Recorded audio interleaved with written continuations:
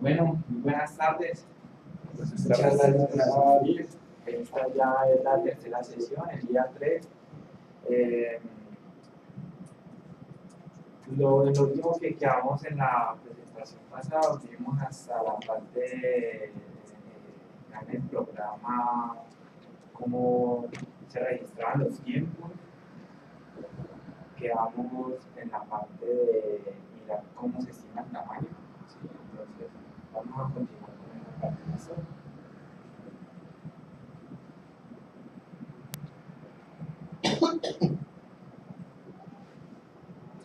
Les recuerdo que estamos viendo un paso así rápido por la aplicación que utilizamos en la capacitación, para que nos vayamos haciendo una idea de cómo es que funciona el puente. ¿Access? Sí, es una base de datos en Access. Bueno, entonces aquí no entra, vimos, estábamos en el programa 2 y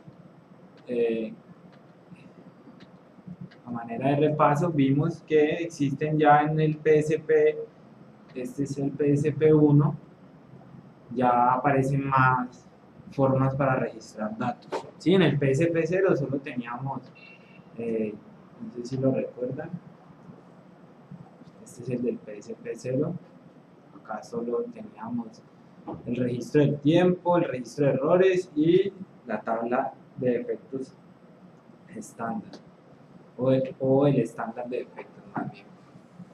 Bueno, entonces vamos a continuar. Perdón, es la misma. Sí, vamos a ver.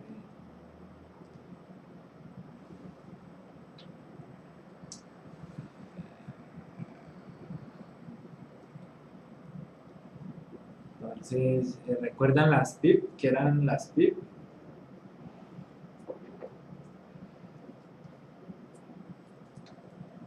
¿Sí? ¿Alguien recuerda qué eran las PIP?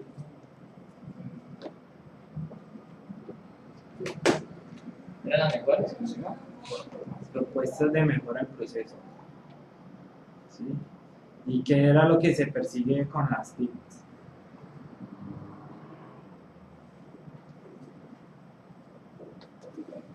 ¿Qué creen ustedes que se persiguen con las PIP? Ser más eficiente, más. Ah, bueno, igual se sabe porque no sé. Pero alguien que nos ayude a recordar. Si no lo recuerdan, lo repasamos para que quede bien claro. Yo creo que le favorece a otros. Sí, ¿cómo no? ¿Al Waldo o a todos? Estaban dormidos en la anterior, estaban quedando dormidos.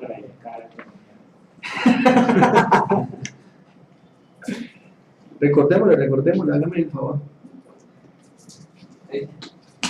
¿Cuál es la última? O ¿cuáles son los tres pasos o fases que debe tener todo proceso en PSP? Los tres principales. Planeación, desarrollo y posmortem. ¿Y las PIP hacen parte de qué fase? Ajá. ¿Y qué se busca con las PIP? ¿Para qué nosotros implementamos las PIP? ¿PIP es PIP? Sí, propuestas de mejorar el proceso. Process Improvement Proposal. El nombre lo dice, ¿no? Es una propuesta para mejorar el proceso y que cada día sea más eficiente. Listo.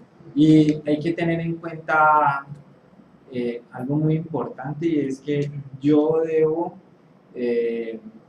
empezar a aplicar las propuestas de mejora que tengan un mayor impacto, ¿sí?, en la mejora del proceso.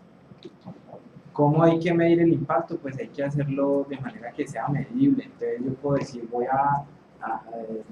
debo mejorar en reducir un 20% los errores inyectados en la fase, por ejemplo.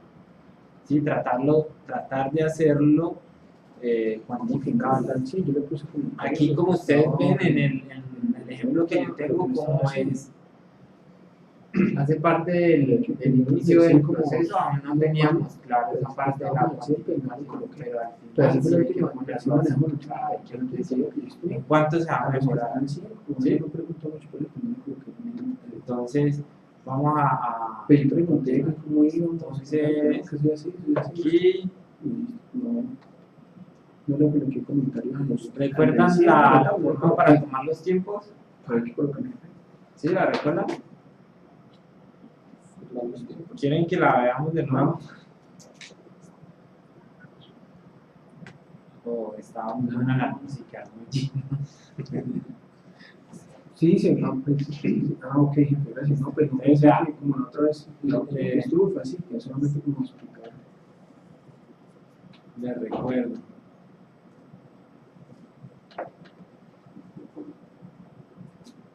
Esa era como de los tiempos. Sí, como Donde el no se barrio. puede percibir más de 2 horas. Sí, la recomendación entonces no en una actividad que yo registre aquí no debo tener más de 2 horas continuas de trabajo. Entonces, Oswald, lo que nosotros vimos en la sesión pasada fueron algunas cosas bien interesantes. Por ejemplo, ¿quién recuerda la parte de la planeación? ¿Qué era lo más importante del plan?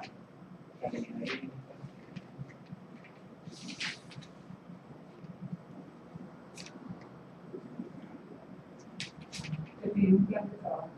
Sí, es importante definirlo, pero más que definirlo, ¿cómo logro yo que las personas se comprometan con el plan? Ah, con la reunión. Pero la Involucrándola en el desarrollo del plan. sí, entonces en PSP, ¿cómo yo debería construir el plan?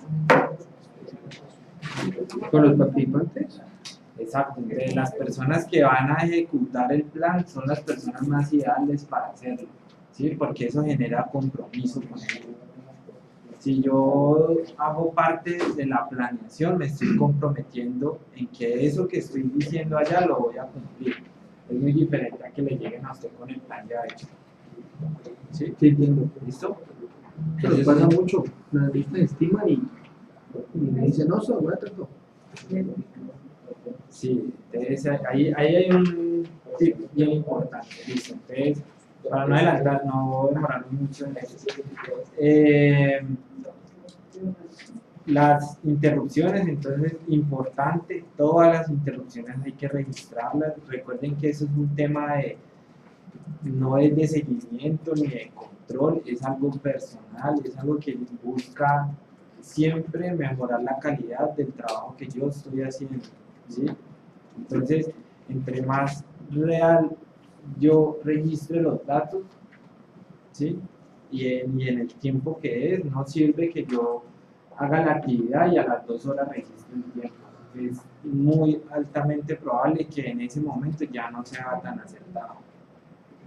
Y el tiempo que gasta uno aquí, también como registra. Porque digamos que vos puedes tener, sí, ya minutico, no es mucho, pero Entonces hay dos términos que también vimos en la sesión pasada, no sé si alguien lo recuerda. ¿Sí? Las horas de trabajo y las horas de tarea.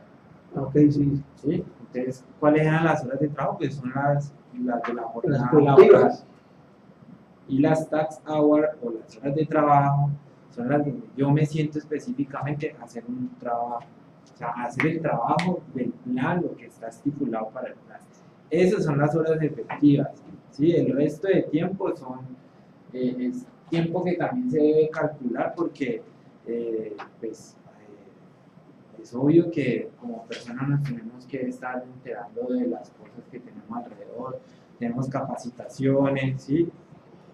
Parece ilógico, pero también tomar el tiempo de una llamada telefónica es lo normal, puede que lo llame el jefe y le pregunte cosas y usted demore allí 15 minutos, es normal. Los ¿Sí? analistas que les tocan a uno contar. Entonces, eso es muy importante, por eso en la parte de las interrupciones está allí también contemplado. ¿Sí? Lo que también habíamos dicho es que una interrupción de más de 1 hora no es... Sí, es mejor entonces parar, terminar de hacer ese registro allí y más bien empezar otro.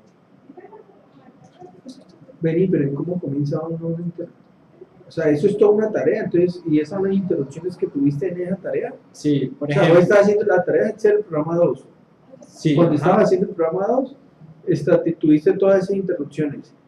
Si uno de estas se demora más de una hora para todo, Sí, es lo más terminar. recomendable es no tener una interrupción de una hora. Pero entonces, ¿cómo funciona el tema? O sea, yo aquí comienzo, o sea, empiezo a registrar mis tiempos. Entonces, por ejemplo, en la planeación, yo empecé hasta ahora, tuve una interrupción de 5 minutos y aquí en los comentarios se coloca por qué se dio la interrupción, ¿sí? Entonces, recuerden, lo más acertado posible. Entonces, por ejemplo, aquí ya terminé la planeación, me demoré 39 minutos planeando, ¿sí?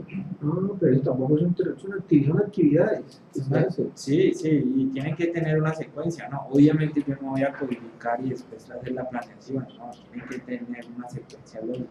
Tengo que seguir el proceso, ¿sí? Aquí está la parte del diseño como tal, entonces lo hice en 2 etapas, ¿sí? Una por la noche, otra la madrugada,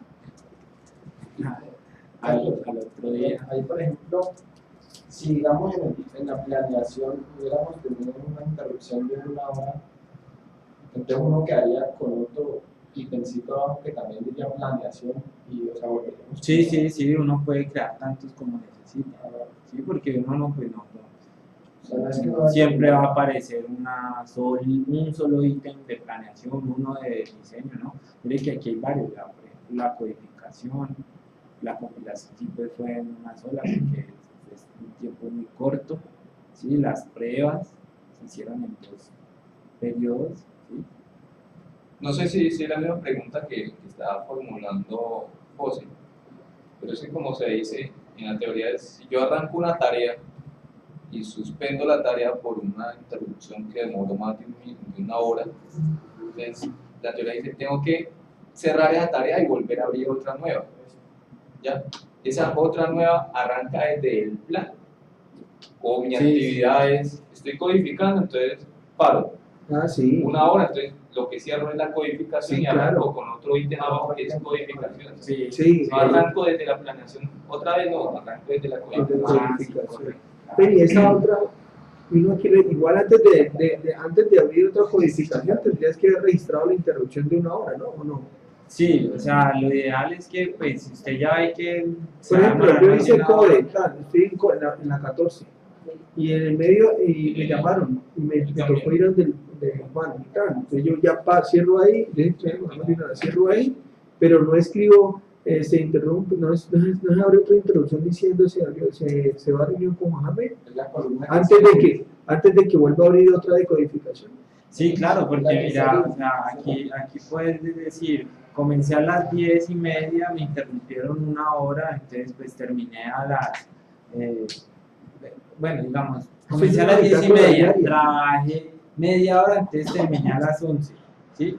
No terminé, me interrumpieron a las 11, y de ahí de las 11 a las 12 tuve una interrupción de una hora, pues entonces uno acá pone el stop date a las 12, pone la interrupción de una hora y comenta que pues tuvo que parar el trabajo, pero no continuar, o sea, digamos, no poner una hora aquí y digamos aquí ya continuar con la labor como si nada, ¿no? ¿Sí me hago entender? O sea, que si acá, por ejemplo, yo llego, terminé a las 12 sumando la interrupción, acá la finalización lo pongo a las 5 de la tarde, o por ejemplo, a la 1 de la tarde, no, lo mejor es parar allí y ya volver a tomar el tiempo de la siguiente. Bueno, pues lo ideal obviamente no tener interrupciones. la interrupción no es como una fila, sino es esa columna que dice bien, ahí. Ajá, Se encuentra aquí en está. Es esa, ahí va donde uno pone los minutos, 60 minutos. Claro. Y ya en el comentario se colocaría, me demoré pues lo mismo Juan Carlos de una hora. Sí, Ya. Mira, aquí somos muy dados que hacemos desarrollo, mandamos a pruebas. Y después estamos en otro desarrollo porque no vamos a esperar que nos respondan. Entonces comienza ya a interrelacionarlo en los dos programas, porque yo puedo estar en el programa 2, mandé a prueba un programa 1, pero haciendo el programa 2 me dijeron, vea, el programa 1 tiene un ajuste por hacer. Bueno, ahí hay un tema interesante y es lo siguiente. Aquí yo lo que estoy haciendo es mi proceso, ¿sí? Entonces mi proceso incluye pruebas, ¿no? O sea, yo finalmente entrego con pruebas. Sí. Cuando yo ya se lo paso al equipo de pruebas, ¿sí? Ahí yo ya terminé mi proceso, ya, ¿sí? Si vamos a tener en cuenta el tiempo que me gaste a mí resolviendo los temas de las pruebas que hizo el otro equipo, eso ya es otra cosa. Es otra tarea. No, digamos que ahí ya hay que implementar otro proceso, otra manera de ver la actividad. Pero aquí es como encapsularlo únicamente en el proceso personal, o sea, no sale más de allá de usted. Por eso, pero digamos que a mí este me interrumpió. Como algo personal. A mí este ya me interrumpió por arreglar unas pruebas. Sí, en ese caso, pues lo que, digamos, supongamos que usted tiene dos requerimientos, está desarrollando dos requerimientos. Entonces usted empieza el requerimiento 1 y hizo la planeación, hizo el diseño, codificó, compiló, hizo sus pruebas, ¿sí? Registró, hizo las promesas de mejora, hizo el postmortem, listo, lo entregó. ¿Ya?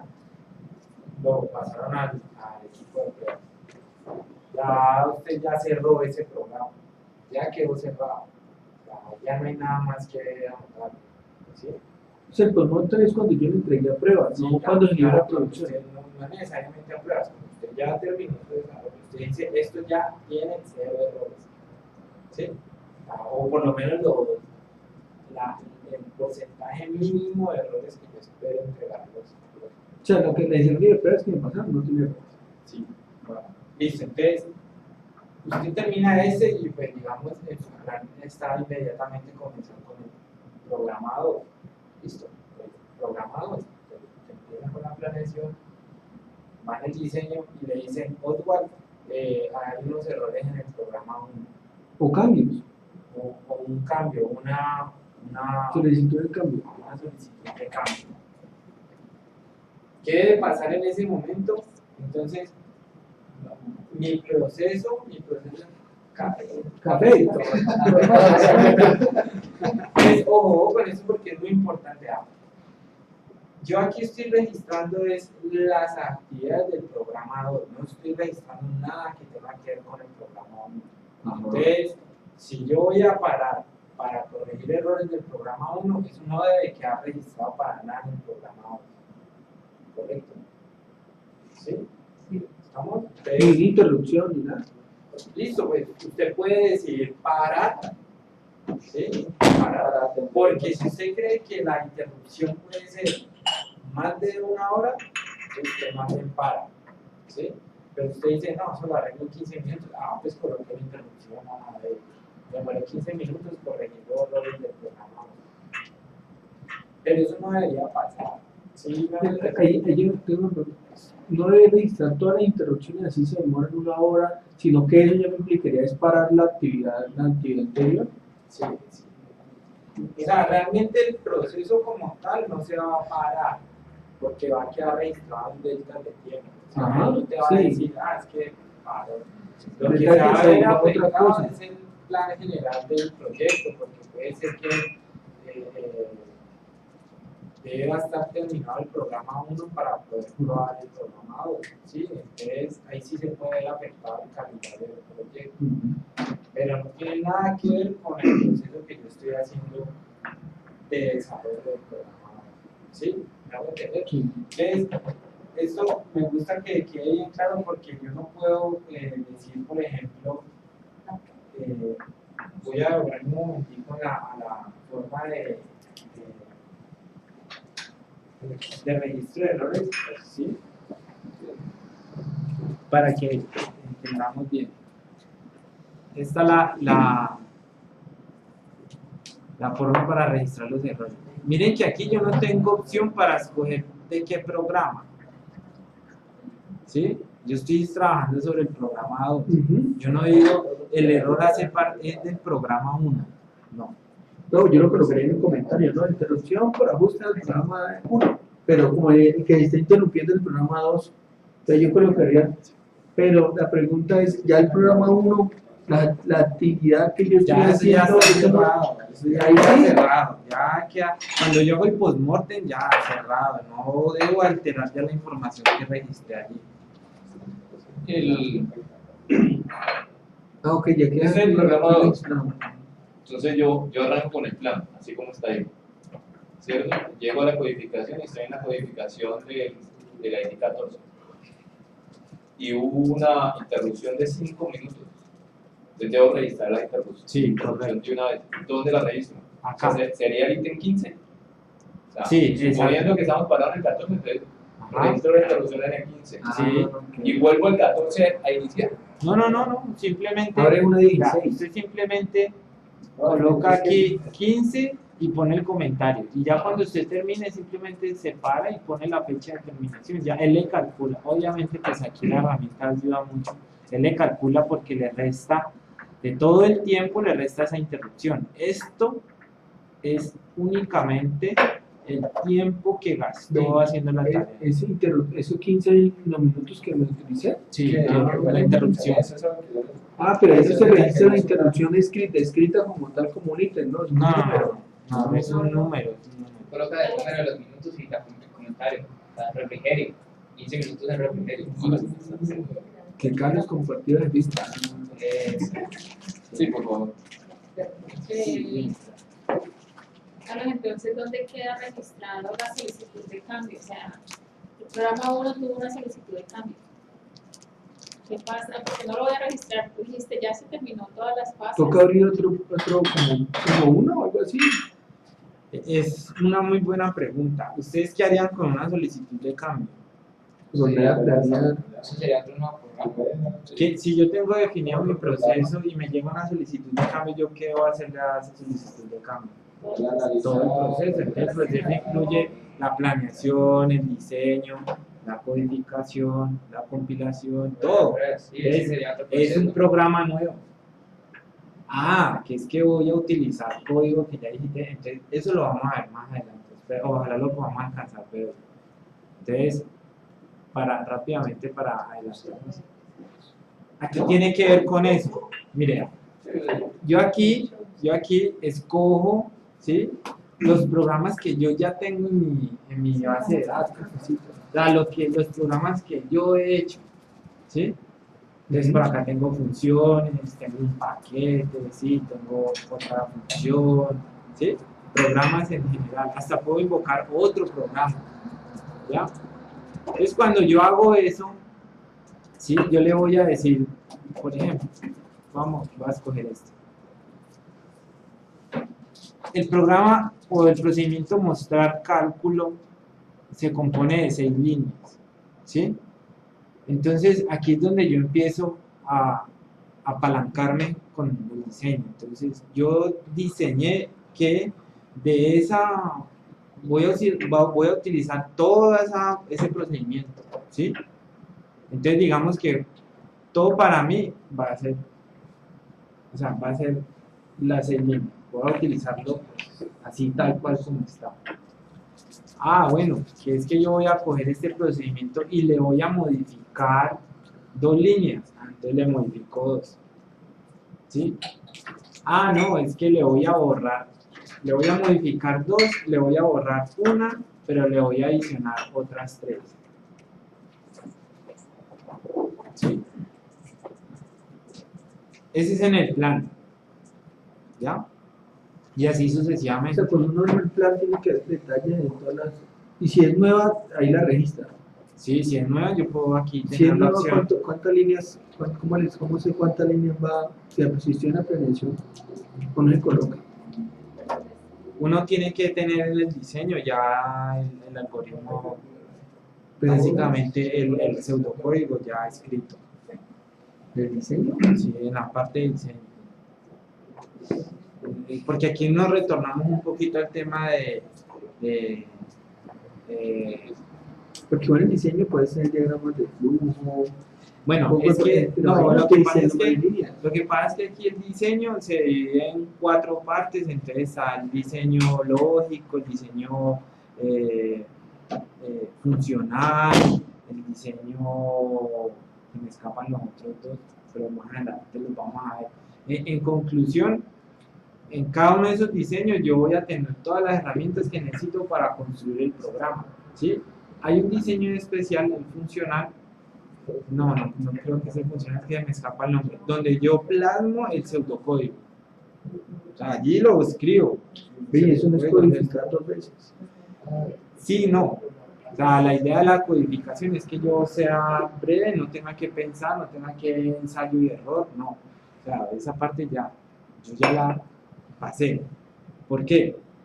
Porque cuando yo hago el diseño, después del diseño viene una etapa de revisión del diseño. Entonces, yo hago allí mi primera revisión.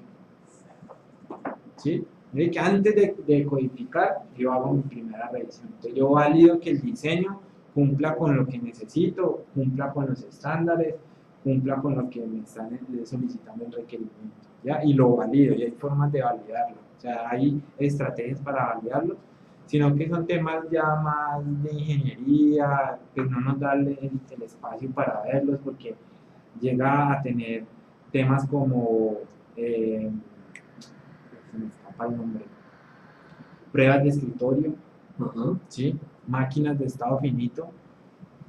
Entonces hay cosas interesantes que hay que revisar. Nosotros estamos acostumbrados a dejar a un lado todo eso. O sea, ¿cuántos de nosotros le hacemos pruebas de escritorio a los programas? Antes de codificarlo, porque para mí una prueba es un debug también. Ah, es que ahí está la respuesta. Entonces uno se apalanca en la herramienta porque yo digo, no, yo le hago el debug y me doy cuenta qué errores tiene. Pero realmente de esa forma me doy cuenta yo cómo puedo mejorar.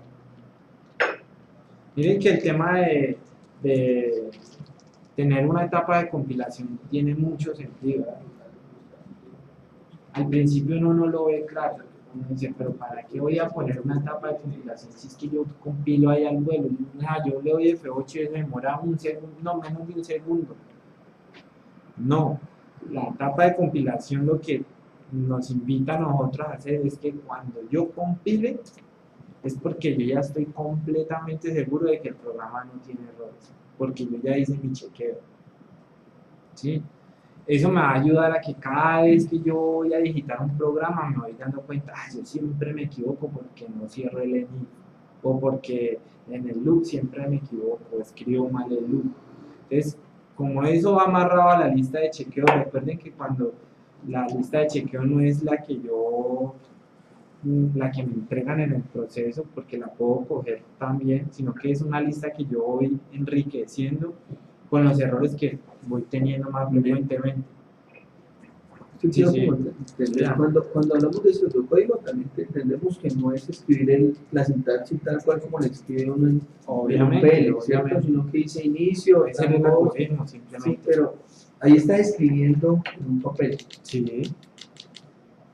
No se puede emitir el paso en papel y hacer el diseño ya en el SQL diciendo, bueno, ya no voy a decir begin, no voy a decir inicio, sino begin y comienzo otra. Y la revisión hacerla sobre ese código.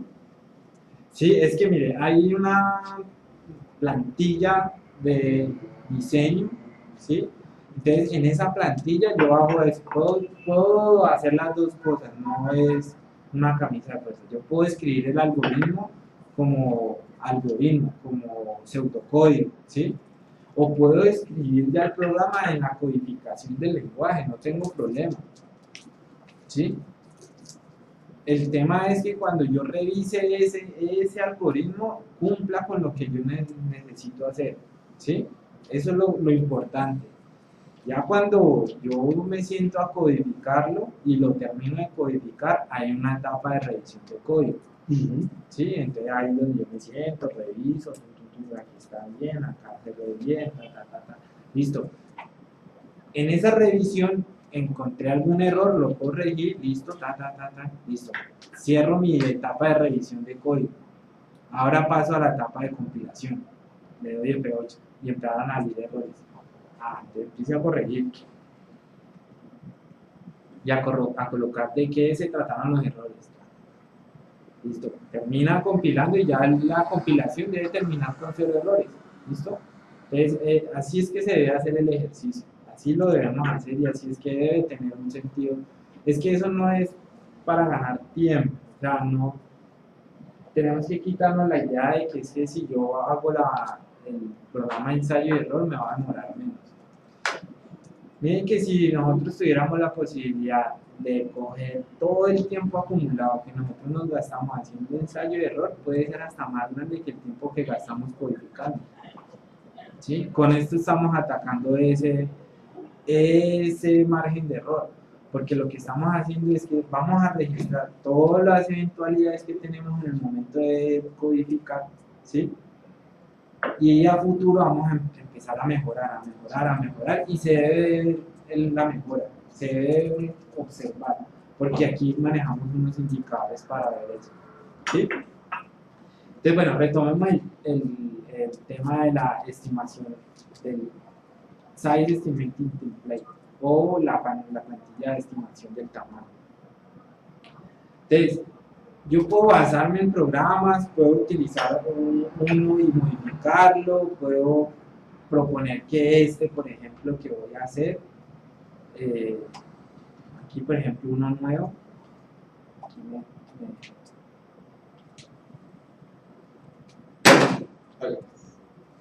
hago la aclaración, miren, aquí esta parte es una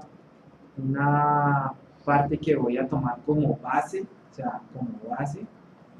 Las bases yo las puedo modificar o las puedo tomar completamente, eso no hay problema.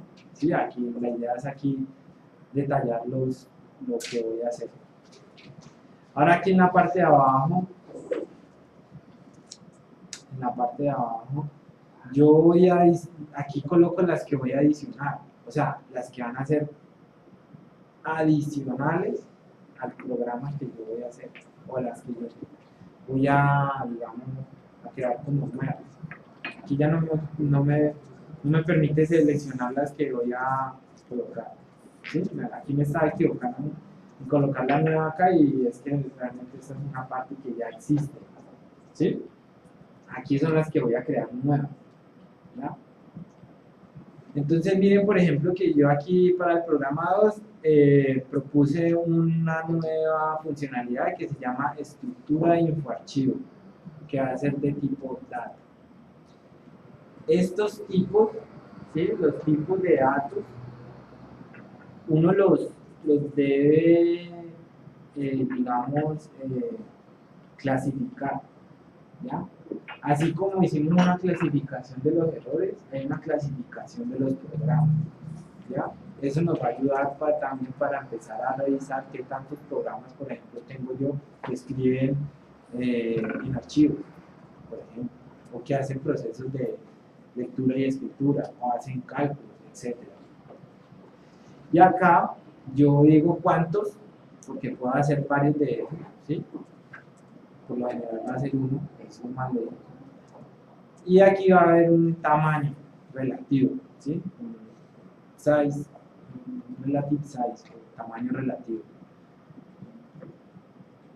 ¿Alguna vez ustedes se han preguntado, lo digo por experiencia porque yo no me lo imaginé de esa forma y no que lo vine a comprender cuando di el curso, de dónde salen las tallas M, L, XL, S, small, medium, very large?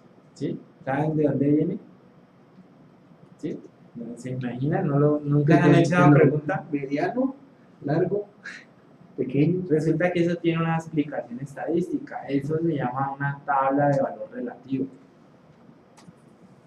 ¿Ya? Entonces lo que hace una tabla de valor relativo, por ejemplo, para traer el ejemplo de las camisas, es que en promedio toda la gente tiene digamos, un tamaño, voy a ponerlo así, por ejemplo, mide 50 centímetros de aquí entre hombro y hombro en promedio. Entonces esa es la talla M, ¿sí? Y de ahí empiezan a calcular la desviación estándar. Entonces, si yo le sumo una vez a la media, voy a obtener la talla L. ¿Sí? Entonces, eso se basa precisamente en elementos de estadística. Eso mismo hacemos con los programas. Entonces, yo puedo coger todos mis programas y contarlos, calcular la media y la desviación estándar y de ahí definir un programa de tamaño M tiene tantas líneas. Un programa de tamaño S, por ejemplo, tiene tantas líneas. Así se hace. Entonces, cuando yo le escojo acá el tamaño M, él me va a decir, un tamaño M es de 8.8 o un tamaño large es de 21.6. Líneas de código, estamos hablando. ¿Sí? Y esta casilla acá simplemente lo que me indica es que va a ser reusable. O sea, es decir, yo estoy planeando que ese código lo voy a volver a utilizar en otra ocasión. O tengo planeado usar ese código en otra funcionalidad. ¿Listo? Entonces, estamos viendo la parte de la planeación. Viene la otra parte que es el reuso. Entonces, yo aquí es donde yo escojo esas funcionalidades que pensé en algún momento volverlas a utilizar, las banco acá. ¿Sí?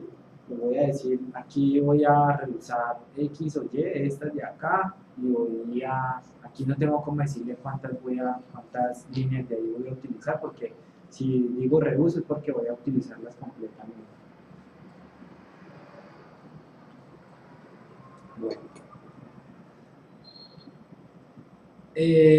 Bueno, aquí vienen unos temas que es lo que viene a continuación en la presentación. No quisiera profundizar mucho, pero básicamente aquí es donde está el núcleo, si lo queremos llamar el fuerte que tiene el PSP, porque aquí pues, la herramienta lo hace ver sencillo, con un clic yo ya puedo estimar cuánto tiempo me demoro y cuánto es el tamaño que yo voy a estimar construir. ¿Sí? Espérate, ¿cómo llegamos ahí? O Bueno, sea, eso es, bueno, estamos en la plantilla de la estimación del tamaño. sí, estamos en la misma, Listo, Estamos en la misma. entonces, no, sí, sino que quería era saber por qué llegamos ahí. Entonces, cuando dices que es que uno lo puede estimar aparte y la herramienta lo está estimando ahí es los valores que registré arriba automáticamente salen acá abajo. No es de parecer. Eso, o sea, obviamente esto trae por debajo pues todos los datos que yo he registrado. Entonces la pregunta es, ¿hay alguna forma de saber las fórmulas para poder yo calcularlo aparte? Sí, claro, ¿O claro. son esas mismas que están en la pantalla? Aquí la pantalla le ayuda a uno mucho, pero también hay otras fórmulas que, o sea, por ejemplo, ¿cómo calculo yo? Perdón, esto no lo hace la herramienta. ¿Cómo sé yo si el método que utilizar es el, bueno, acá hay 4 posibles métodos que puedo utilizar, ¿sí? Entonces, lo ideal es que uno pueda llegar a solamente utilizar los métodos A y B. Los métodos C y D, o por lo menos el D, es cuando yo no tengo datos históricos. ¿Sí? Entonces tengo que hacer una estimación al ojo, ponerle aquí un tamaño, o sea, así a la estimación como hicimos al principio. Ya el segundo método me permite hacer un promedio de lo que yo tengo. ¿Sí? Entonces en promedio yo me gasto tanto para hacer un programa. Los métodos A y B ya son regresiones lineales que tienen en cuenta diferentes puntos o diferentes factores para hacer la regresión.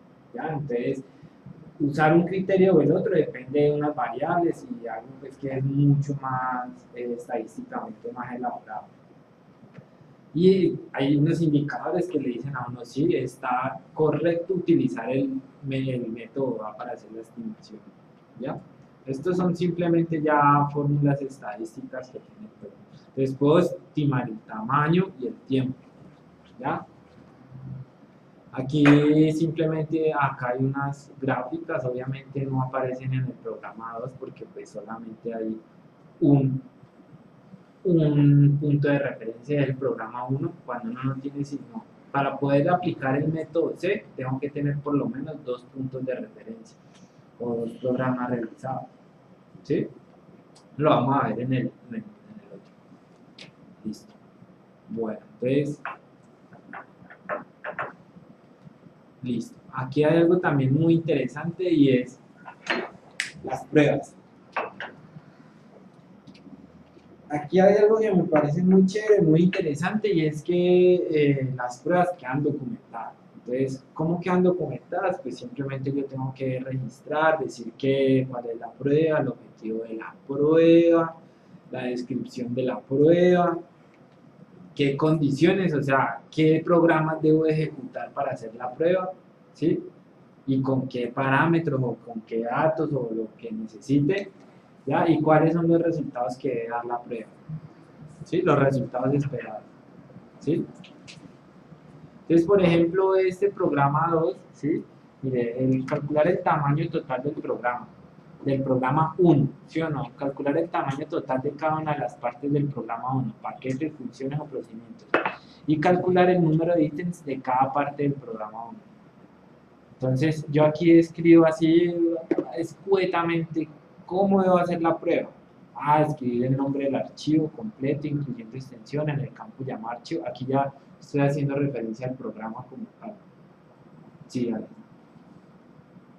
¿Las pruebas se deben de escribir antes o después o durante el desarrollo?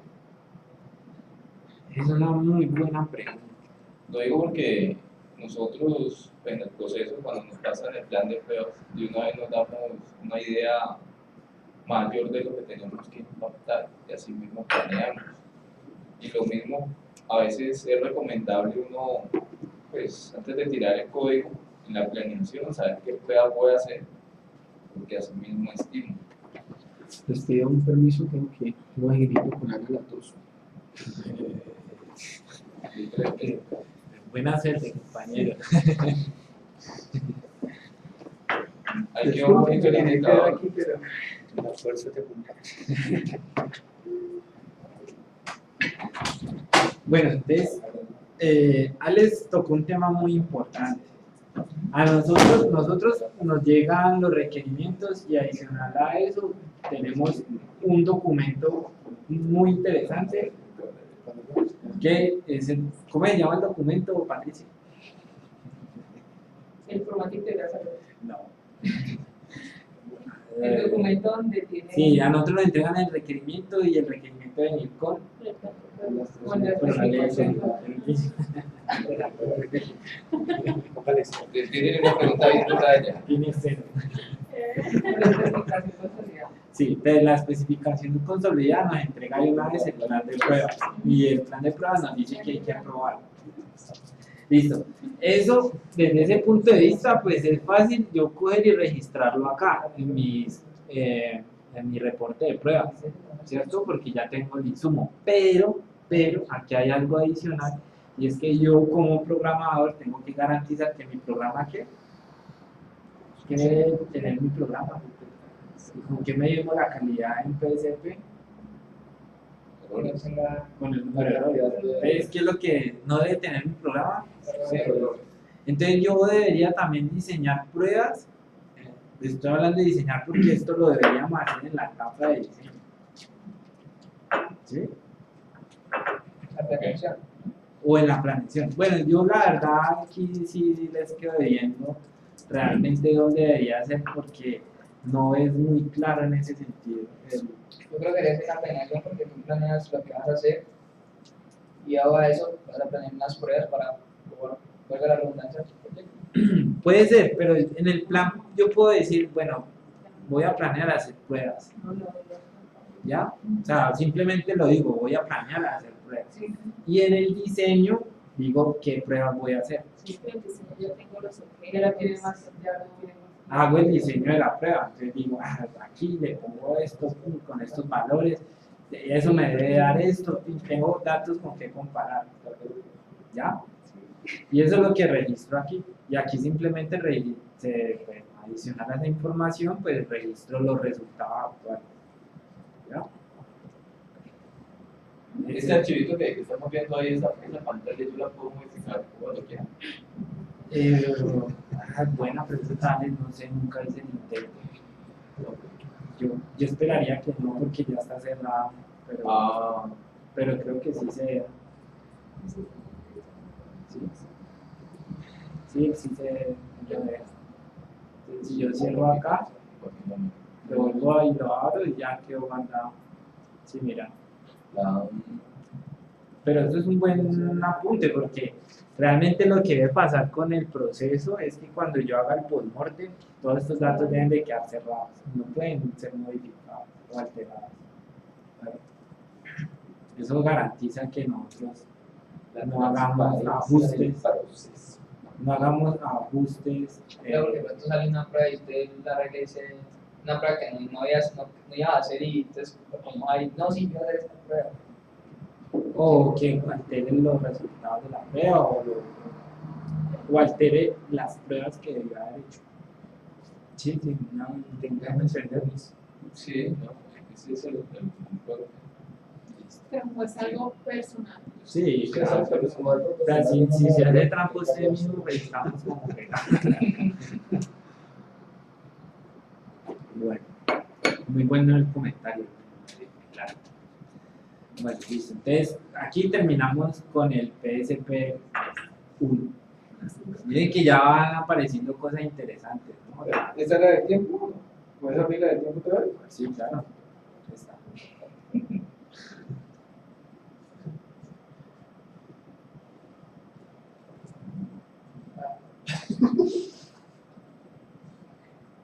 Uy, hablando de fotos, yo les voy a tomar una foto porque tengo que enviarme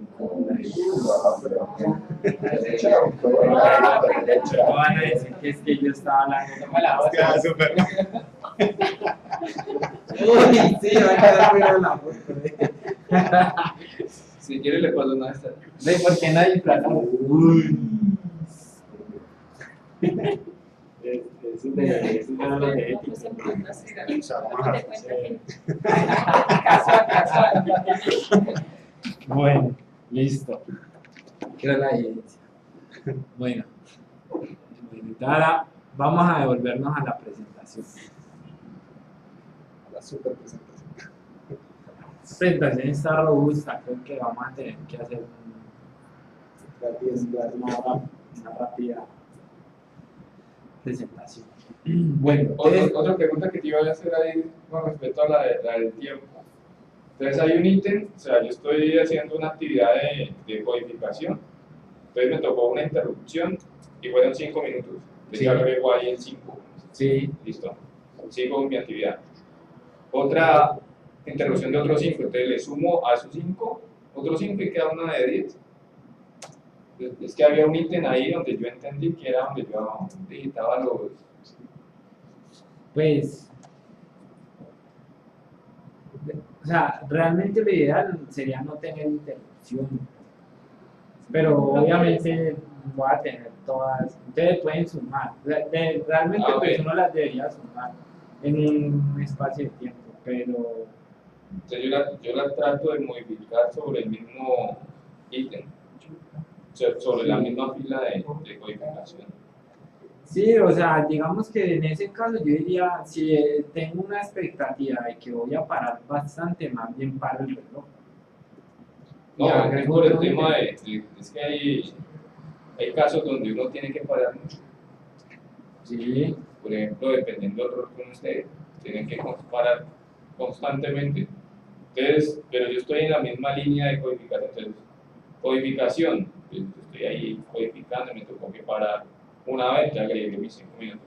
2 veces, entonces resumo. Y en la parte de los comentarios, entonces, refrigerio, coma, llamar, coma, María, coma, Felipe, coma. no, vea, yo qué recomendación les haría en ese punto que toca esto.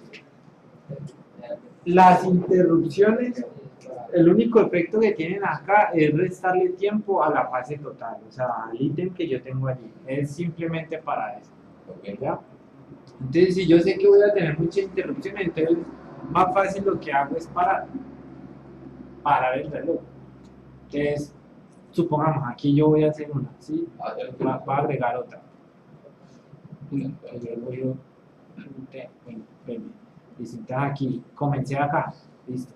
Ah, bueno, estoy trabajando, entonces, no me llamaron, no, entonces paremos el reloj, listo. Sigo en el postmortem, ¿sí? Listo, entonces comencé. Me llamaron. Entonces me llamaron, contesté. Sí, no, hagamos esto. Listo, bien. Entonces, Y esos minutos que va a parar son los que registro ahí en el inicio, ¿verdad? sí, entonces, listo. Entonces, aquí tuve una interrupción de 1 minuto. Ya. Entonces seguí trabajando. No, me va a tener que ir otra vez porque tengo que ir a buscar algo también para. Sí, bueno, aquí me va a caer un error porque realmente Sí, no pasó un minuto. no sé si me puede meter. Hay que esperar que pase. Esperemos. Listo. Terminé. Listo, ahora viene la otra pregunta. Cuando él calcule el postmortem, entonces son las 3 actividades, o sea, desde las 12:27, Estos 3 tiempos. o sea, sería el inicial sería de las 12:27, ese, y al final sería el último acá, Sí. y le suma todo lo que hay, o sea, todo lo que sería la interrupción. Este lado, no, las interrupciones no las suma, es que las Digo, de interrupciones, la resta. sí, o sea, aquí suma, para el tiempo del postmortem suma esto. Ok. No, listo. Ya, perfecto. Esto no hay como de borra. Ya, pero ahí.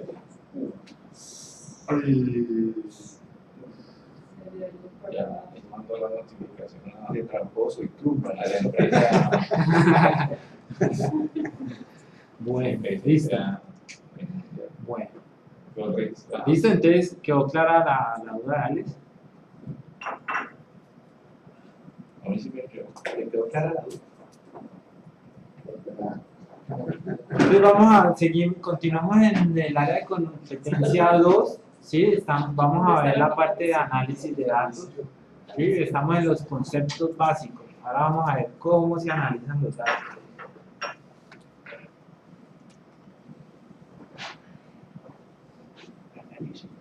Aquí es importante, lo que hacen referencia es que, mire, todas las métricas están relacionadas, ¿listo? Y es importante que cada persona sepa de qué significa o de qué se trata cada métrica, ¿sí?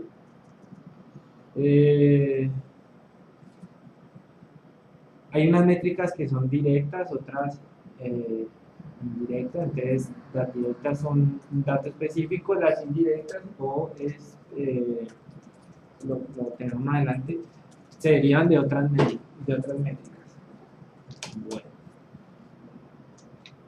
¿Por qué creen que el postmortem es importante tenerlo en cuenta en el análisis de los datos? ¿Sí? Porque es donde ya tengo como muchas lecciones aprendidas, ¿no? O sea, en el postmortem se supone que yo ya he matado como el proceso y es ahí donde puedo recolectar mucha información de lo que hay del proceso. Sí. Datos actualizados del proyecto,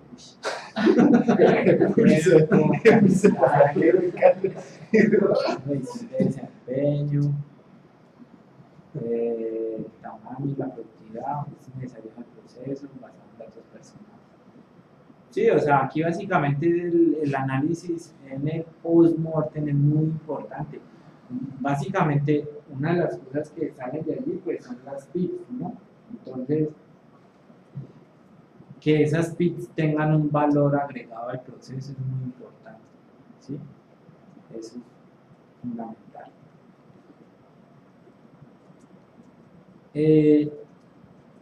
Aquí aparece un ítem importante que son las métricas de desempeño, entonces nos dan unos tips importantes, o sea, nos van a dar capacidad para cumplir los compromisos, ¿sí?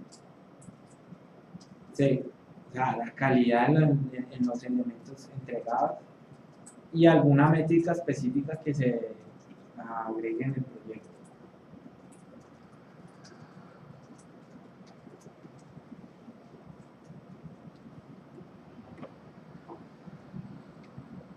Aquí tiene que está muy relacionado con el tema de que yo debo conocer cuál es mi desempeño actual, ¿sí? Y cómo lo puedo mejorar. Entonces, marcar una línea de desempeño es importante para yo decir si estoy por debajo de lo habitual o estoy mejorando realmente. Eso es muy importante.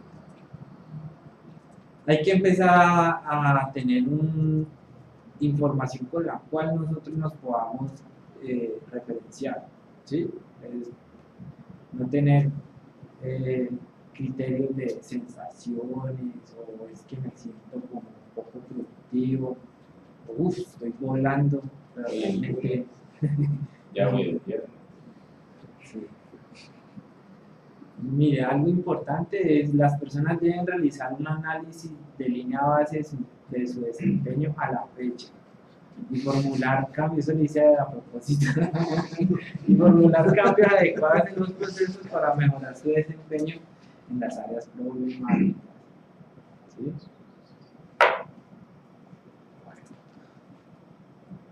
Bueno, esto de métricas combinadas es un tema un poquito espinoso porque es que yo puedo tener diferentes métricas, como ustedes vieron, puedo tener líneas de código y puntos de función, entonces aquí las voy a combinar, entonces la recomendación allí es hacer un proceso estadísticamente objetivo, ¿sí? Que realmente no me vaya a producir una alteración de la información, sino que realmente me dice que yo estoy estimando de la manera adecuada. Realmente este tema de métricas combinadas es un tema que hay que ver con mucho cuidado. Obviamente los datos históricos tienen un valor muy importante en el momento de analizar los datos. Y si yo voy a comparar datos históricos de un lenguaje con otro, pues obviamente no va a tener sentido, ¿sí? Entonces, deben de tener una correlación adecuada.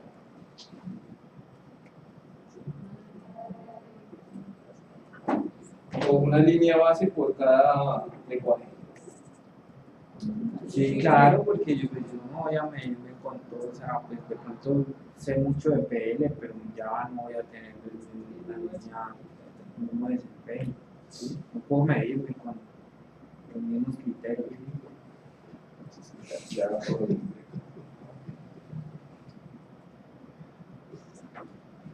Bueno, aquí vienen temas, unas preguntas más bien interesantes.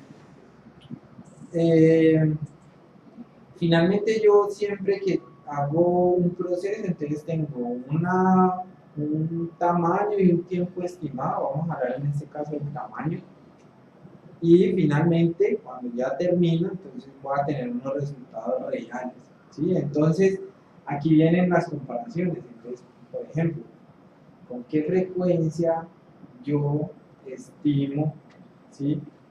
O la estimación que hago está dentro del 70% del intervalo de predicción? ¿Recuerdan lo que les expliqué en la sesión pasada acerca de tener un intervalo de predicción del 70%? Entonces, De 35 a 35. exacto, entonces 35 por encima o 35 por debajo. ¿Qué tanto mis predicciones están quedando en ese intervalo? ¿Sí? No, ojalá no tuviese que la estimación que hice se salga de ese umbral, ¿sí? Me estoy equivocando porque se me olvidan omitir partes en los programas que debía haber tenido en cuenta y no los coloqué, ¿sí? Tengo esa tendencia de hacer más de lo que planeé, ¿sí? Eso es importante. Yo estoy haciendo las estimaciones de tamaño con algún tipo de sesgo. Me estoy basando porque si le coloco un tamaño grande me puedo demorar más, por ejemplo, ¿sí? Cuando voy a hacer voy a decidir si el tamaño relativo del programa, o mejor dicho, ¿qué tan acertado soy yo diciendo que el programa era M o S o L? ¿Sí? ¿Soy asertivo en esa clasificación? Y aquí viene la pregunta más importante de todas. ¿Eso está sirviendo? O sea, ¿sirve que yo haga las estimaciones? ¿Sirve que yo esté recolectando los datos? ¿Realmente estoy mejorando las estimaciones con el tiempo? Esa respuesta debería ser positiva. Ahí va muy ligada a la disciplina. Claro. Es que Tenemos todo una eso, disciplina, pues, para que hacer eso. todo eso tiene que ver, o sea, todo está relacionado, todo lo que hagamos dentro del proceso finalmente va a pegar en los datos, va a darnos, o sea, una realidad que ojalá sea la más cercana posible.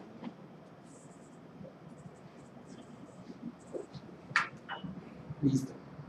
Ahora, el esfuerzo, ¿sí?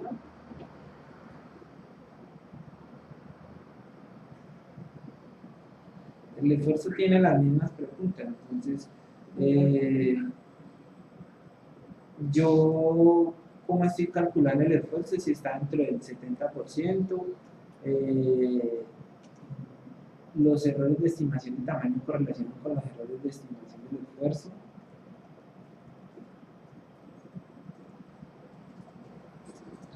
Los proyectos que realmente subestimé, que dije que era pequeño, que era sencillo, realmente necesitaron un trabajo adicional. Y vuelve y juega la pregunta, ¿está mejorando la estimación de mi esfuerzo?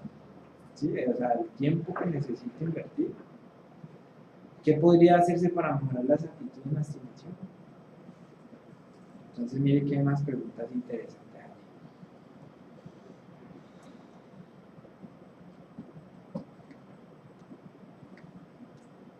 Bueno, aquí entonces vamos a preguntarnos entre la relación tiempo y tamaño. Porque es que puede que yo haga un programa pequeño, pero me demore demasiado.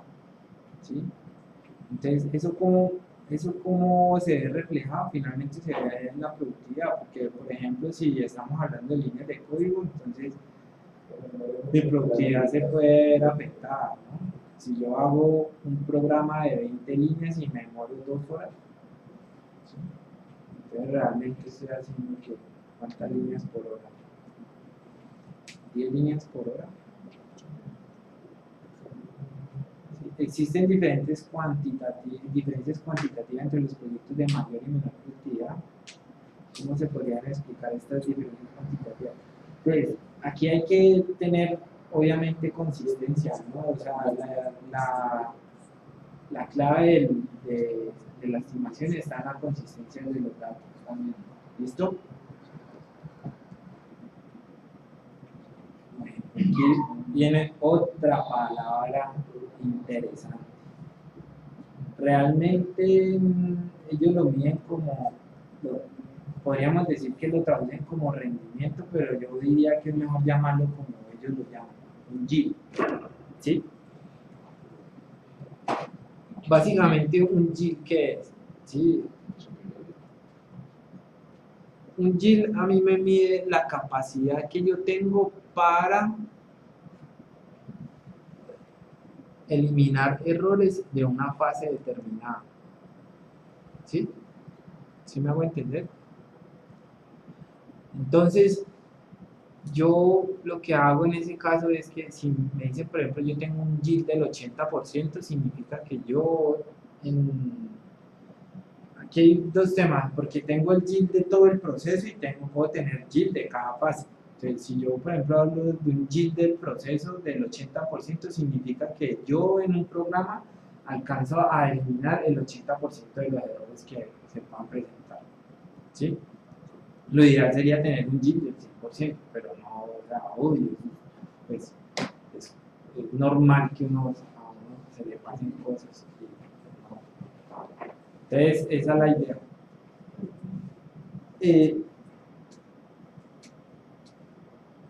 Yo, por ejemplo, y el yield ya de cada fase, pues mide eso, el número de errores que yo puedo llegar a eliminar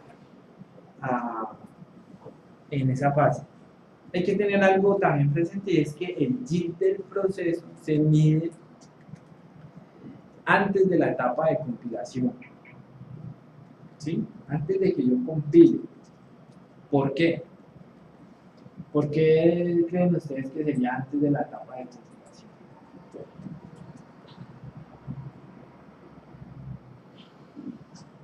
Y la compilación ya nos está dando los errores.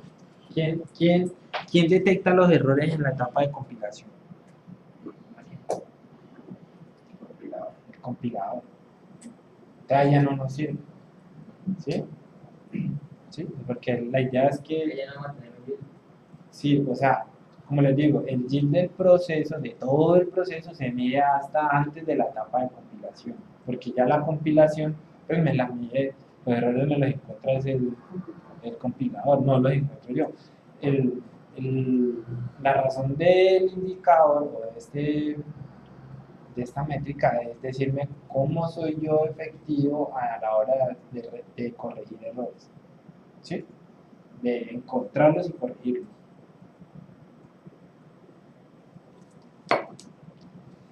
¿Ya?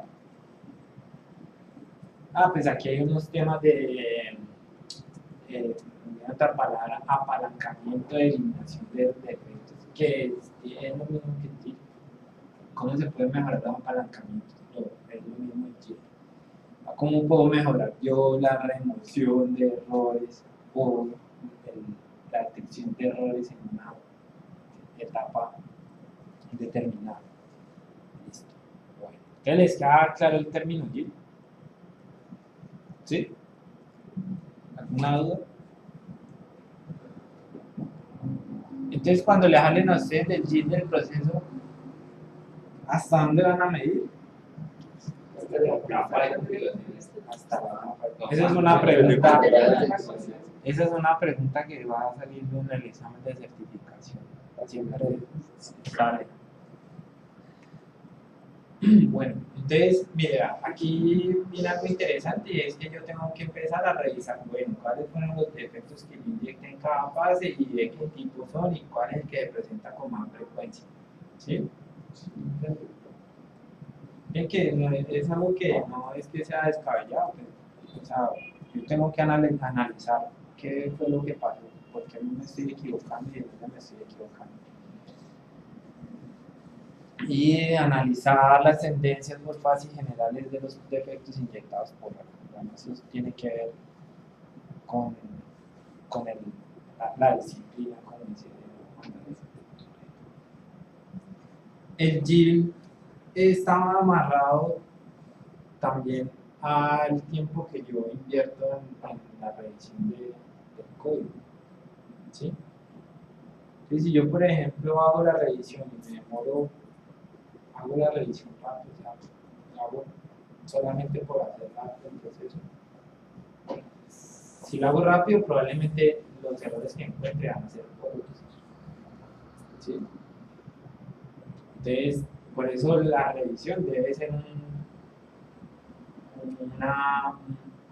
proceso en el cual yo estoy bien concentrado, para no tenga interrupciones y me dediqué solo a hacer ese tipo de inspección.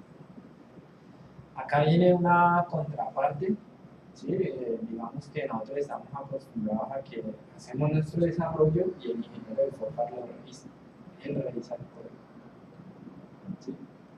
O a veces implementamos la revisión cruzada y es que yo hago el código y usted me lo revisa y el código es suyo y yo te lo reviso. Porque pensamos que muchas veces uno no ve los errores, ¿sí? Uno no ve los errores que está cometiendo y otra persona sí los puede ver. Tiene mucho sentido, ¿sí? Pero como les digo, aquí el objetivo es que nosotros mismos podamos llegar a tener la capacidad de entregar un programa con 0 errores. Porque uno está metiendo un error que quiere meterle la cosa que le pasó. No, pero pues, La revisión casi no lo. Uno siempre sigue leyendo y dice, no bien, hasta que compila y ya. mire, cuando ya se habla a nivel de TSP, del equipo como tal, Entonces, allí ya empiezan a ver cosas como por ejemplo, el gerente del proyecto, ¿sí? Que se me escapa el nombre, el PSP, como lo llamo, el coach, que es un coach más que todo. Él va a empezar a mirar que, por ejemplo, su yield es muy bajo, ¿sí? Y en la etapa de pruebas se están encontrando muchos errores. Entonces él probablemente te va a decir, pues Alejandro, mira que de acuerdo a la información que estás entregando, tienes que mirar la manera de hacer la revisión más despacio, con más calma, porque no estás encontrando los errores que deberían detectar antes de entregar, de hacer las pruebas, ¿sí? O por ejemplo, se da cuenta con el tiempo que usted utilice al hacer las pruebas. Usted no demora, por ejemplo, 100 líneas de código, la revisa en 10 minutos. Entonces, lo está haciendo muy rápido. ¿Ya? Entonces, esos datos sirven para eso. Recuerden que los datos no se usan para juzgar, ni para comparar, ni para ni para sacar a nadie. Bueno, aquí viene más, un poquito más de lo mismo, o sea, aquí vamos a hablar sobre la mejora del proceso, pero esto básicamente se resume en que al final yo tengo que determinar esas mejoras en números. O sea, yo tengo que hacer propuestas de mejoras que se vean reflejadas en números. Por ejemplo, allí, reducir el costo del retrabajo en un 20%. ¿Sí? Aquí la palabra es clave. Fijar metas medibles. Ahí se me perdió el punto. Y eso se va a poder, o sea, si yo lo puedo medir, pues obviamente me voy a dar cuenta si se alcanzó o no se alcanzó, que eso es importante. El registro de PIPs, ¿sí? Como les dije, la propuesta de mejorar el proceso, problemas en el uso del proceso y las sugerencias para mejorarlo o modificarlo. Interesante la aclaración que nos hacen allí, miren, tenga usted el formato siempre a la mano, porque usted no sabe cuándo se le puede ocurrir una idea, no espere hasta el postmortem para decir que voy a implementar una mejora. Puede ser que usted esté codificando y se diga, no, aquí yo creo que es mejor que yo en el pseudocódigo coloque realmente todo el código para no tener que buscar o tener que preguntar, bueno, no sé. ¿Sí? Entonces, por eso es importante. Obviamente, una cosa es registrarlo y otra cosa es tomar nota, ¿no? Porque ¿cuándo debería yo registrar las propuestas de mejora del proceso? Sí, en el postmortem, eso debería ser parte del tiempo que yo utilizo para cerrar el programa. ¿Sí? Bueno. Por ahí no dan de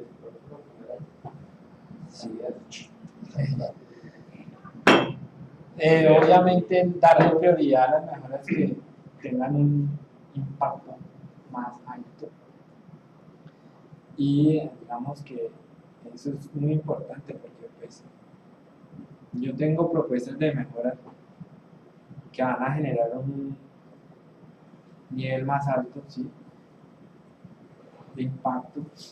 Tengo otras de mucho menos valor, entonces pues, obvio debería apuntarle a las de mayor valor. Eso sí es como Ahí hay una, sentido común.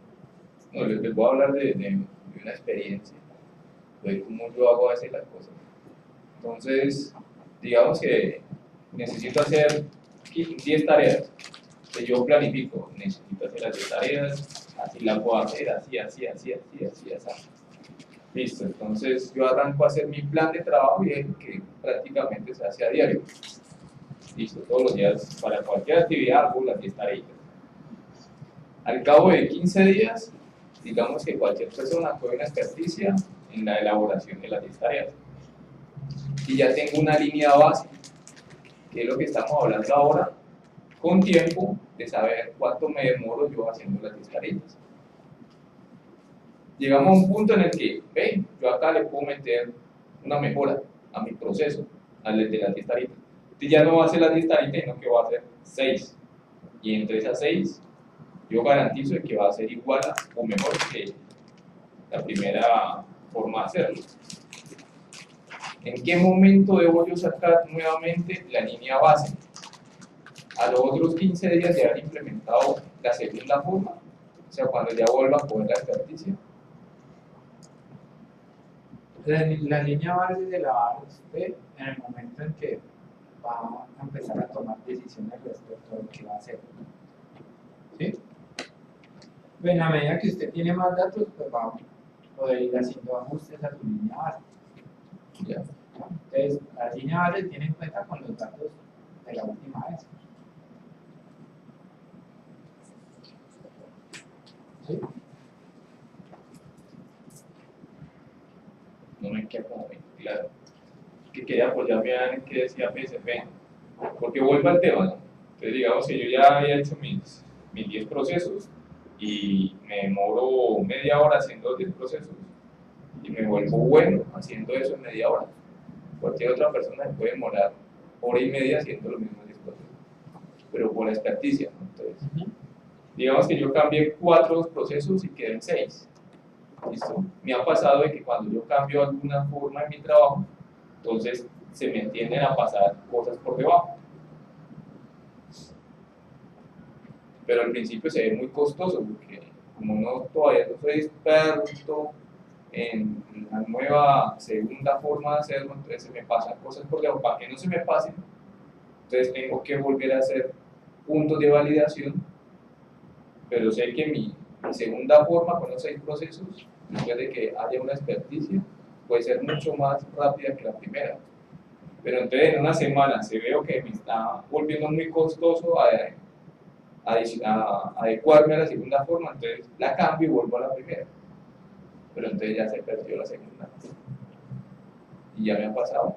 En algún momento yo cambié alguna forma de trabajar y entonces ya, de hecho hasta Luis lo percibió.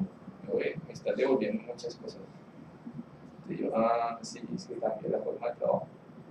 De lo que antes me demoraba una hora, me está demorando media, pero digamos que de 10 tareas me estaban devolviendo 2. Entonces 8 estaban muy bien, porque el tiempo se había reducido a la mitad.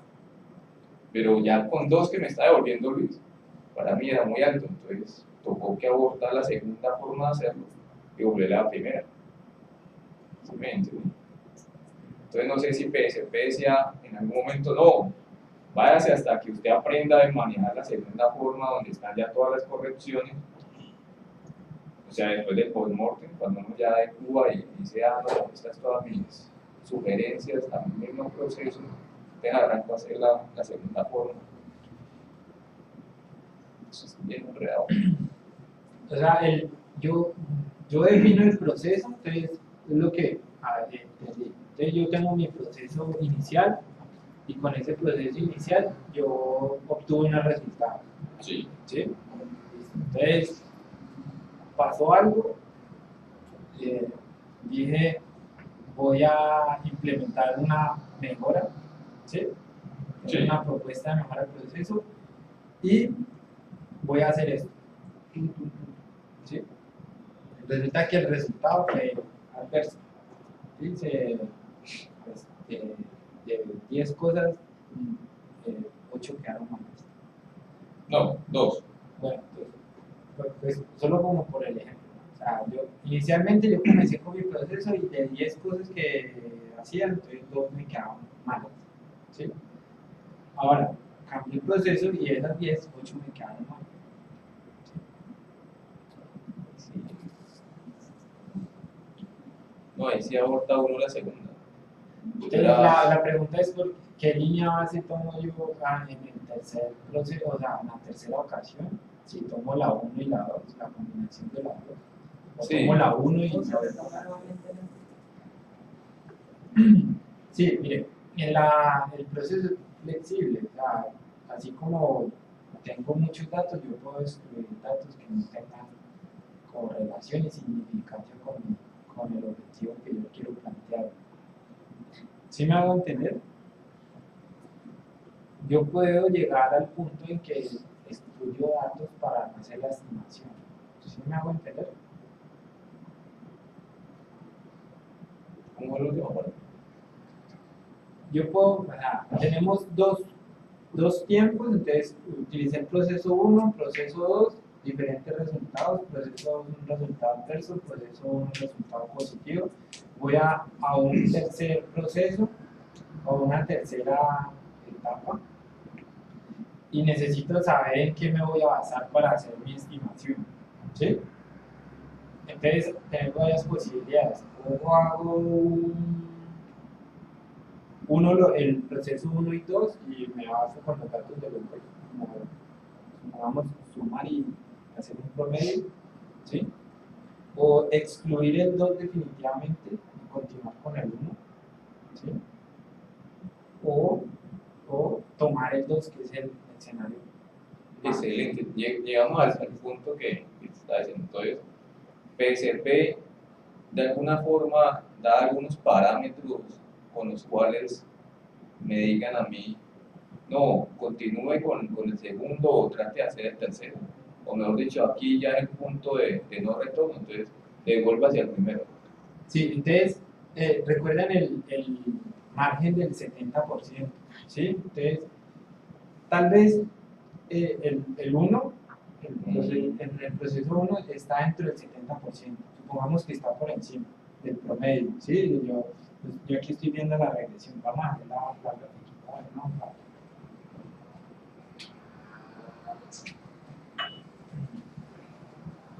Entonces, aquí tengo el programa, aquí tengo el tiempo, ese también puede ser el tamaño, ¿sí? ¿No? Tiempo y tamaño, pero es lo que entonces, esto es tiempo. Y entonces, supongamos que para el programa 1, esto es como mi regresión, mi cálculo entonces, mi programa 1 me dio por acá, ¿sí? Y este es nuestro rango del 70%. ¿Sí? A lo largo del tiempo voy a tratar de que mis datos estén en este umbral. ¿Sí? Sucedió que en el programa 2 me dio por acá. Bueno, realmente puede ser que me dio en el tiempo mucho más de lo que esperaba.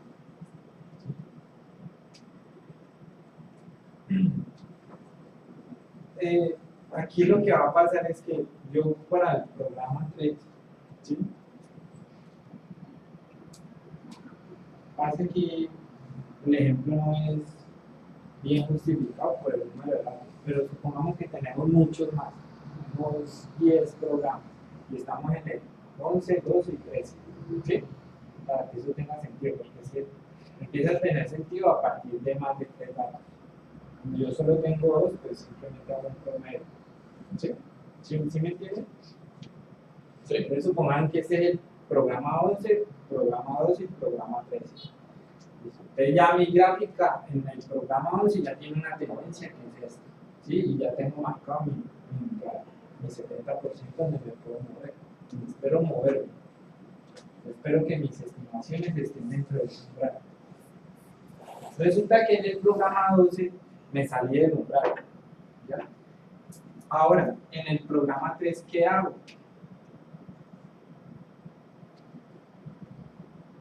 No, es que si yo incluyo lo que me pasó en el programa 2, tal vez se me va a dañar mi tendencia va a ser diferente. Entonces yo simplemente lo puedo excluir, no tenerlo en cuenta. ¿Sí? No tener en cuenta el dato del programa 2. ¿Sí? Entonces cuando yo elimino este punto de la gráfica, mi tendencia se va optimizar, ¿sí? No se va a ir, no se va a desviar. En ese caso, si yo el punto 2 lo incluyo entre mi gráfica, dentro de mis cálculos, probablemente mi gráfica va a cambiar de que me voy a tomar más tiempo para hacer el programa. ¿Sí lo ven? ¿Sí lo notan? Pero cuando yo haga la estimación del 3, la estimación me va a hacer de que la línea suba un poco más hacia el tiempo. ¿Sí? Pero yo debería de volver al tema que estás diciendo. Entonces, yo me paro en el 11, 12, 13. Continuar con el 2, así me haya salido de la margen, unos 2 o 3 niveles más para saber si la tendencia vuelve a reducirse. Porque si de pronto yo afino el proceso 2 y me llega a un margen de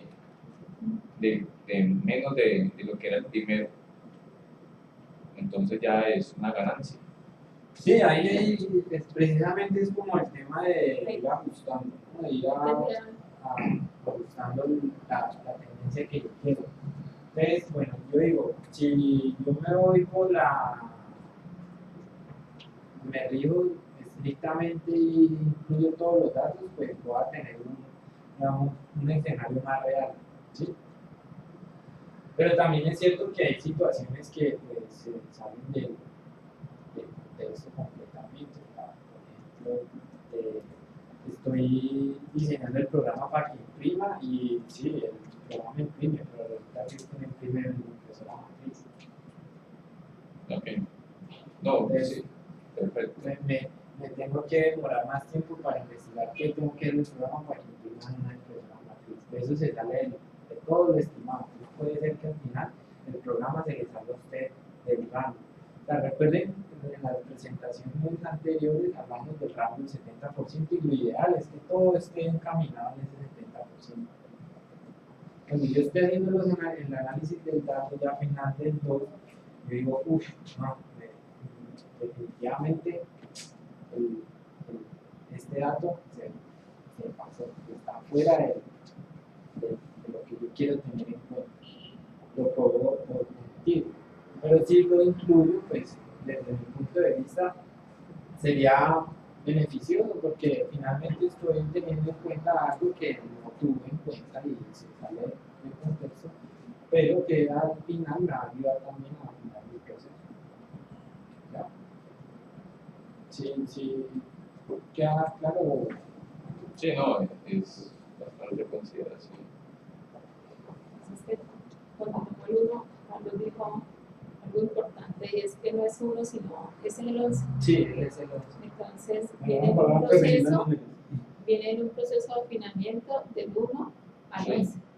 Cuando pasó al 12, se cambió. Por eso decía yo, si llegamos al 13, 14, 15, 16 y el 16, ya tengo una mejora superior a la del 11, entonces digo que ese nuevo proceso es satisfactorio. Ese costo que sobrellevamos en el 12, 13, 14 o 15. Es que, ojo, porque. Pero es que ya si se tiene en cuenta esos altos, ya se saldría de lo que se tiene propuesto, que es estimado, ¿no? Sí. Pero es que tendría que comparar el 12 con el 2, con el dato del 2.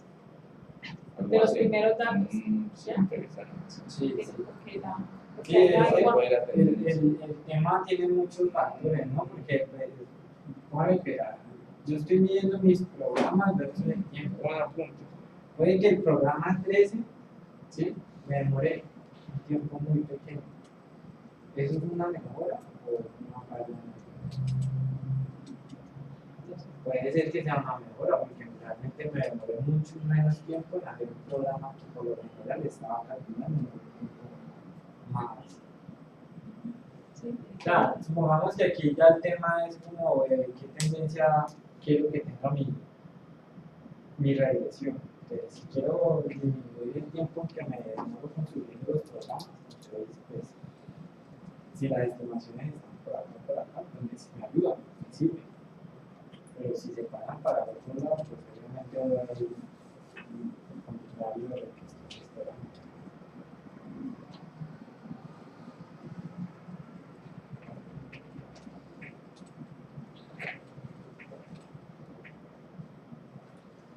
Bueno,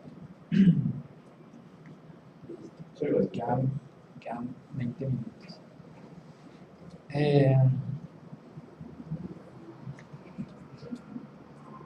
Pues qué interesante, porque es que nosotros siempre tratamos de que yo hago las cosas de una forma. Entonces establezco unos procesos. Yo voy a mi casa siempre por estas cuadras. Entonces me vuelvo muy experto en meterme por ahí. Llego a mi casa. Pero entonces siempre hay otra ruta, otra forma de hacer las cosas. Pero entonces no, es que por ahí siempre está el semáforo ese, aunque me acorto 40 minutos, no me quiero pasar el semáforo porque me da miedo que me estrelle.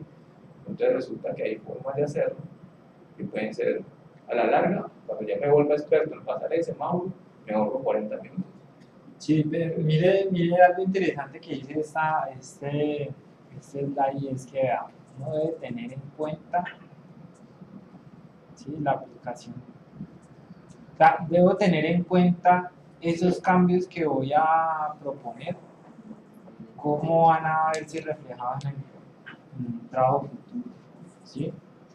Porque pues la idea es mejorar, ¿no? O sea, si yo hago el cambio y me despido de lo ideal, pues complicado. Monitor, entonces, bueno, aquí hay dos palabritas que son bien más interesantes, bolstering, sí, o el clutch. Cuando se van a hacer propuestas de mejora al proceso, perdón, puedo tener dos tendencias según lo del PSP. Bolstering, que básicamente es acordarme solo de lo bueno que me pasa, ¿sí? Y dejo a un lado las fallas que tuve, ¿ya? Entonces, cuando voy a hacer las mejoras del proceso, no me acuerdo de lo bueno que hice, ¿sí? Pero se me olvida lo que fallé. Eso tiene que ver con el bolstering. Realmente no sé qué significa bolstering en español. Y el coaching es, digamos, ya cuando me veo, estoy bajo presión, necesito entregar un resultado, entonces yo para de alguna manera liberar mi responsabilidad, entonces me pongo pesimista. No, es que eso se demora, eso hay que tener cuidado porque eso hay que analizarlo, hay que investigarlo, ¿sí? Entonces mire que hay que tener en cuenta, hay que tener presentes esos dos comportamientos. Entonces, de pronto los términos son enredaditos, pero digamos si uno los ve de esa forma ya lo va comprendiendo. Entonces, Por un lado es cuando dice reforzar, no es basarse solo en las experiencias buenas. sí, o sea, tener en cuenta también las cosas malas, ¿no? O sea, para mejorar, no solo lo bueno que me pasó, no, en qué fallé, tengo que también centrarme en eso. Las cosas buenas que pasaron también son importantes, entonces hay que tener los dos. Y la otra es que no me deje llevar por la presión, ¿sí? No, ni de alguna forma, para que se me quite esa presión, yo hago una exageración de lo que voy a estimar, ¿sí? Como una salvaguarda, ¿sí? Entonces hay que tener cuidado con evitar esos dos temas, ¿listo? Dos palabras nuevas, vamos aprendiendo aquí bastante. Bueno, pues esto es más de lo mismo, para dentro de las oportunidades de mejora. Entonces, bienvenidas sean en cualquier momento.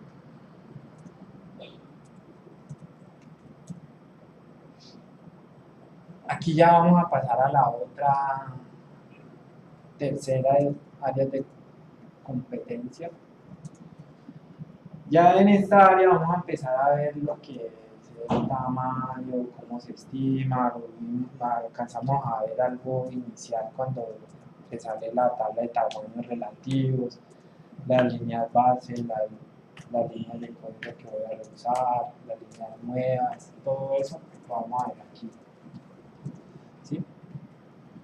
medir el tamaño y los criterios para la selección de una métrica de tamaño y el sistema de conteo de tamaño de PSP.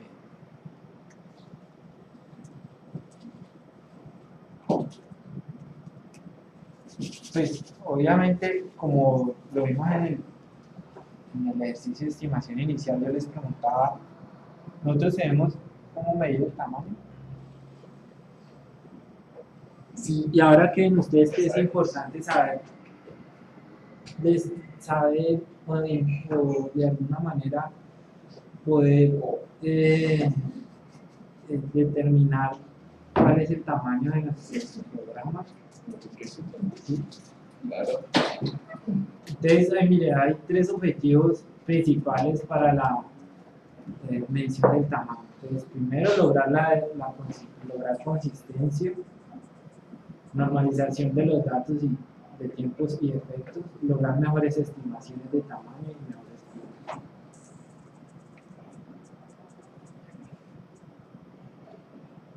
Listo, entonces, como les decía en la área de competencia anterior, aquí tengo dos tipos de métricas, una que es absoluta, entonces esa no depende de otra métrica, y las relativas pues necesito de otra medida para poder llegar a ella. ¿Sí? Básicamente hay otro tipo de clasificaciones, pero las que nos interesan para PSP son estas.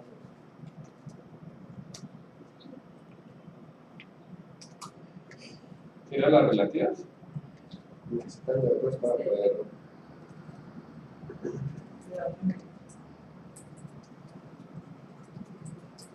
Bien. Bueno, ¿cuáles son los criterios para las métricas de tamaño? Sí, entonces una métrica de reflejar realmente una relación, ¿sí?, entre el tamaño y el esfuerzo. ¿Sí? En este caso, como estamos hablando de una métrica de tamaño, debe estar relacionada con el esfuerzo. Si no se relaciona, no es una métrica que sea adecuada para ser utilizada. Entonces, aquí caben dos preguntas. ¿El tamaño del producto se correlaciona estadísticamente con el esfuerzo de desarrollo? Correlacionarse es que si yo hago una gráfica entre el tamaño y el esfuerzo, eso debe ser linealmente dependiente. ¿Sí? Sí, sí. O de otra forma de decirlo, y es que no debe ser, ¿cómo se dice? Ya me olvidé. O sea, si yo hago una gráfica entre el esfuerzo y el tamaño, esa gráfica debe verse así como la que hicimos a este lado, que tenga una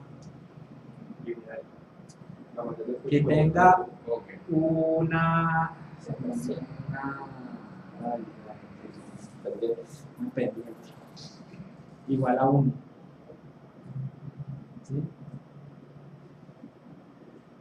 Entonces, también que sean definidas con precisión. Bueno, entonces, el tiempo invertido en el desarrollo de la parte mediana del producto representa una parte significativa del trabajo del proyecto.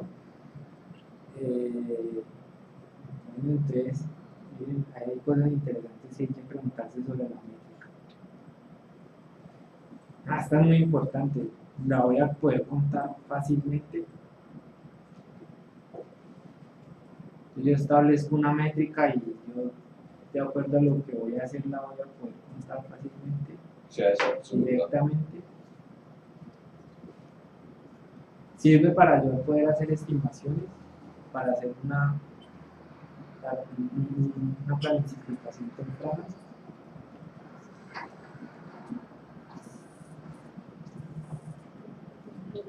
Aquí volvemos al tema. Es muy importante estandarizar la manera en que yo voy a contabilizar esa métrica. Entonces, debe ser precisa, es un estándar específico para el lenguaje, ¿sí? y el tipo de aplicación. Que sea invariable significa que da el mismo resultado cada vez que yo aplico ese estándar. ¿Sí? Entonces, es muy importante esto.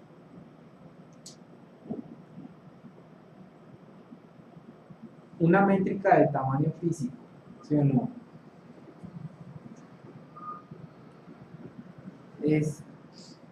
Mire que aquí hay dos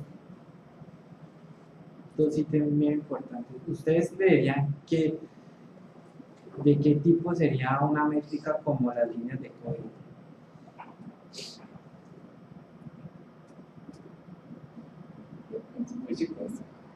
Físico, porque sé cuántas líneas hay. Y por ejemplo los puntos funcionales, ¿de qué tipo serían?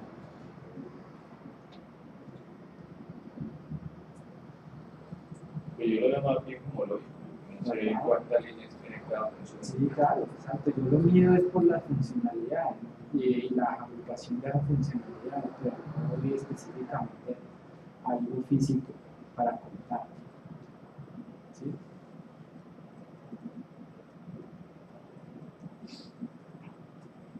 Aquí viene cómo yo cuento entonces esas partes, ¿sí? Del tamaño.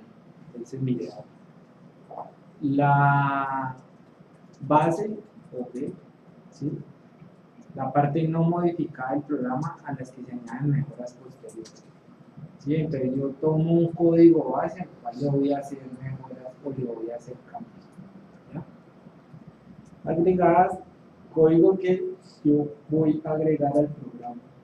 ¿Sí? O sea, estas son partes agregadas o funcionalidades que voy a agregar dentro de mis programas que ya he hecho.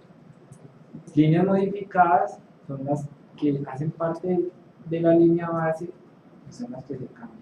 Estas borradas, parte del código base que posteriormente se borran. Reusadas, parte de elementos que son copiados sin cambio de una fuente distinta de la base. ¿Sí? O sea, en las reusadas yo no hago ningún tipo de cambio. Agregadas y modificadas, todo el código añadido y modificado, AIM, como lo muestran ahí, las de reuso o nuevo reuso, perdón, las de nuevo reuso, como les dije, es un elemento que yo voy a desarrollar y que planeo utilizar en posteriores situaciones. Y el total ya es el tamaño total del programa. Así es como se encuentra el tamaño de PSP. Esta gráfica nos ayuda a darnos cuenta de dónde se ubican cada una de esas partes. ¿Sí? Entonces es una parte del programa, programa base que yo borro, puedo modificar, que no toco, ¿sí? Y un nuevo programa que sea ya con las reusadas, que le adiciono, que le agrego nuevas reusadas. Esa partecita verde que está allí hace parte de todas las que son adicionadas y modificadas. Bueno.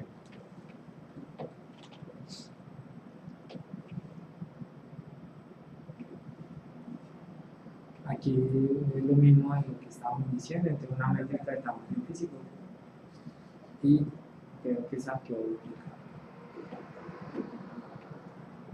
Vamos a ver esta. Yo creo que podemos dejar allí. Ya nos quedan 5 minutos. ¿Esta es la guitarra? No, estamos en la 3. Estamos todavía. Pasamos al área de competencia. Pero que son 7. Hay 2 sesiones para ver 5. Para ver. ¿Qué? 4. La del programa. Sí. ¿Va a rendir? Sí, bueno. Aquí me voy contento de que hemos visto la herramienta y ustedes entienden. Ya viendo la herramienta no entienden muchas cosas de cómo es que se utilizan aquí los datos. Bueno, muchas gracias a todos, espero que les haya gustado y nos vemos entonces en la próxima sesión. Gracias.